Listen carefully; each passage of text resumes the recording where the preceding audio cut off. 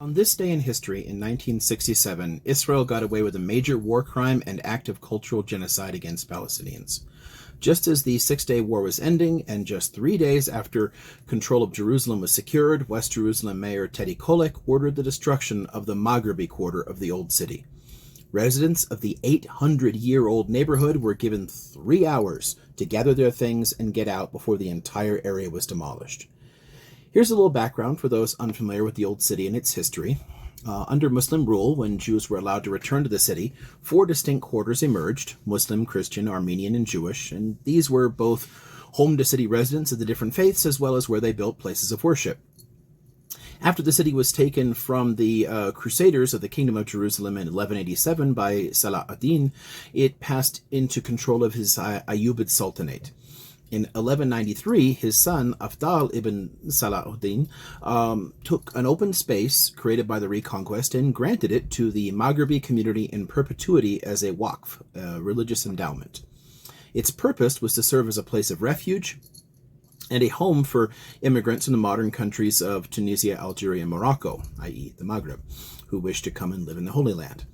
By 1300, a community of Jewish and Muslim immigrants from the Maghreb had turned the area into a thriving sector of the city, and it remained an intellectual and cultural hub for centuries afterward. Here is an aerial view of the Maghrebi quarter and parts of the Jewish and Muslim quarters.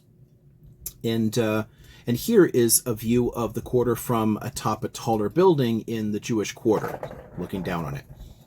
Now, Suleiman the Magnificent, a 16th century Ottoman ruler, had the city's walls rebuilt beginning in 1537. They'd been torn down by the Mamluks as the Crusades ended to make the city harder to control. As this was done, he ordered creation of a space along the western wall of the old Temple Mount for Jews to pray. Here is a view of that corridor from a roof in the Maghrebi quarter. You can see the space along there. And here are 2 more views of that quarter showing it in use. You can see that it could accommodate many worshippers, but did create some congestion. Despite being a narrow corridor along the edge of the Maghrebi quarter, it measured about 120 square meters and could accommodate up to 12,000 people per day. This was not enough for the Zionist movement, which chose to exploit the non-Zionist religious Jews of the city to further their ambitions. They brought in barriers and chairs for the corridor, making it hard for people to get, to home or work, blocking pedestrian traffic. And this sparked the Western Wall riots of August 1929, in which over 200 people were killed, many of them traditional Jews. In 1967, within minutes of the Old City falling to the IDF, Tzvi Yehuda Kook, chief of the Merkaz Harav Seminary in Jerusalem, was brought to the Western Wall. There he proclaimed that this land is ours. Here are not Arab territories or Arab lands, but only Israeli territories, the eternal land of our forefathers, which belongs in its biblical boundaries to the government of Israel. Sorry, the kitten is playing. Kook's seminary was a major center for the development of religious Zionism, an ideology that sees Israel as a halakhic state in the making, a future temple monarchy in which Jewish religious law will be the law of the land. His followers continue to work to transform Israel, and Teddy Kollek saw a way to use that to deepen the religious significance of Jerusalem for the diaspora. Now, I want you to look carefully at what was done here, and remember that residents were given just 3 hours to gather what they could carry and depart the city forever.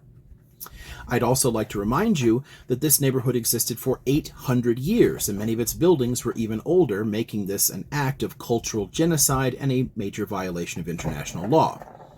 Israeli bulldozers and demolition crews made quick work of the area, sparing no time to salvage artifacts or preserve any of the area's history. Kollek knew this had to be done quickly, and he'd even given orders for work to continue even if higher authorities tried to stop it. The work was not disturbed, and its awful consequences remain today.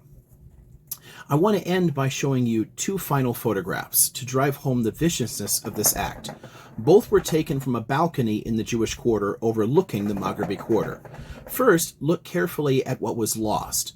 These are homes and businesses of Palestinians who were ethnically cleansed and their property destroyed.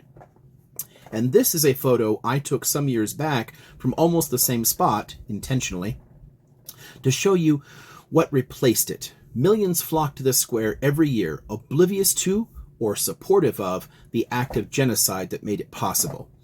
If you want to understand how Israeli nationalists got to the point of not caring what anyone thinks of their violence and entitlement, you have to remember the lack of accountability for almost a century of horrific crimes. The world had many points at which it could have acted to reduce tensions and stop the spread of racism and ethno-nationalism. Their indulgence of it instead gave us people like Smotrich and Ben-Gvir, who talk openly of genocide while the Western world keeps funneling weapons into their hands. Generations of ethnic cleansing have left blood on all our hands, and it is up to us to stand up and demand an end to this.